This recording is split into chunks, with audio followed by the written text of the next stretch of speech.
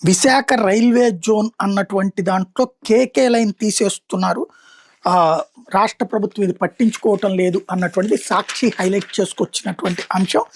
అత్యధిక రాబడినిచ్చే KK line లేకుండానే విశాఖ కేంద్రంగా దక్షిణ కోస్తా రైల్వే జోన్ కేంద్రం ఖరారు చేసింది. ఈ మేరకు గతంలో వెలువడిన ప్రకటనను ధృవీకరిస్తూ రైల్వే శాఖ ఈ నెల 6న అధికారిక ఉత్తర్వులు జారీ చేసింది. ప్రముఖ పర్యాటక ప్రాంతం అరకులో సహా అత్యధిక రాబడినిచ్చే కేకే లైన్ ఒడిశాలోని రాయగఢ కేంద్రంగా ఏర్పాటు చేయనున్నది. కొత్త డివిజన్లో చేర్చారు. ఆ డివిజన్లో భువనేశ్వర్ కేంద్రంగా ఉన్న తూర్పు కోస్తా రైల్వే జోన్ పరిధిలోకి వస్తుందని ప్రకటించారు. దాంతో కొత్తగా ఏర్పడే విశాఖ రైల్వే డివిజన్ రాబడికి భారీగా గండిపడినట్టే. విశాఖ రైల్వే జోన్ ఏర్పాటుని వైఎస్ఆర్సీపీ హయాంలోనే రైల్వే శాఖ ఆమోదించింది. ఆ మేరకు 2024 ఫిబ్రవరి 28న ఉత్తర్వులు జారీ చేసింది అన్నటువంటి ఈ సందర్భంగా చెప్పుకొచ్చారు. అది అసలు వాస్తవంగా ఈ రైల్వే దానికి వచ్చినటువంటి ఏకైక సమస్య ఏంటంటే, అందులో రూపాయి వచ్చినా చచ్చినా అదంతా మన ప్రభుత్వానికి ఏం వచ్చేది కాదు. రైల్వే శాఖలోనే ఈ డివిజన్ కాబట్టి ఆ డివిజన్కి వస్తుంది. వచ్చే రైలు మనకు వస్తూనే ఉంటాయి.